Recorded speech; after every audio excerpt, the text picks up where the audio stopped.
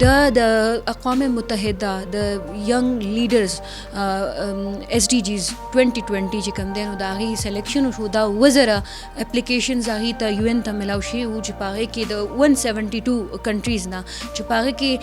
17 ینګ لیډرز چې دي نو هغه سلیکټ شوي دي او زه پکې د پاکستان نه اولنۍ جنۍ یم. زما چې کوم دی نو زه د کم عمرۍ خلاف چې زه کم کار کوم هغه به زه جاري ساتم او په جنډر بیسډ وایلنس چې کوم کېږي GBV باندې په هغې به کار کوم او وومن اکنامک امپاورمنټ باندې او په اکنامک جسټس باندې او په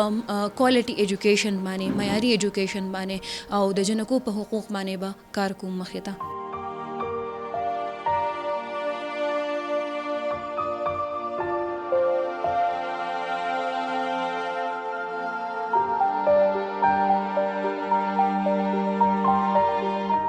دا زما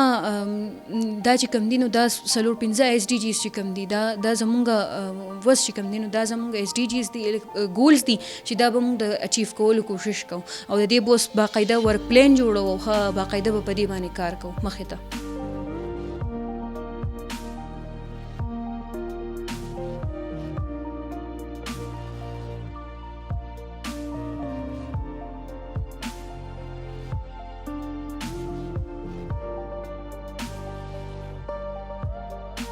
که زمونږ خو اولنۍ دغه دا وي چې الګ ته یو ښه تعلیم حاصل کړي په پرایویټ سکول ته دې لاړ شي او جنکۍ چې کوم دي نو یا وایو چې پیسې را سره نشته یا څه او کوشش دا وي چې یا دې سرکاري سکول ته لاړه شي او یا دې د سره سکول ته ځي نه. زمونږ دا سوچ داسې جوړ شوی دی چې مونږ دا وایو چې یو نه یو ورځ به دا واده کېږي دې ته د تعلیم ضرورت نشته. نو یوه جنۍ چې کوم ده یو ښځې چې کوم ده هغه ټول نسل چې کوم دی هغې له تربیت ورکوي. تعلیم د ټول نه ډېر ضرورت چې دی هغه یوې ښځې ته دی یوې جنۍ ته دی چې هغه خپل تعلیم حاصل کړي. که بیا چېرې هغه تعلیم هم حاصل کړي خو هغې له هغه مواقع نه ورکړلی کېږي هغې له هغه اپرچونیټیز نه ورکړلی کېږي هغه پلیټفارم هغې ته حاصل نه دي په هغې یا پابندیانې ولګي که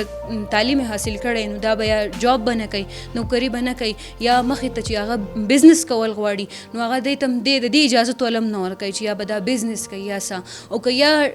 10th وکړي یا FSC وکړي نو د هغې نه پس هم چې کوم دی نو FSC وکړي نو د هغې نه پس هم کوشش یې دا چې یاره دا مخې ته نور سبق ونه وایي.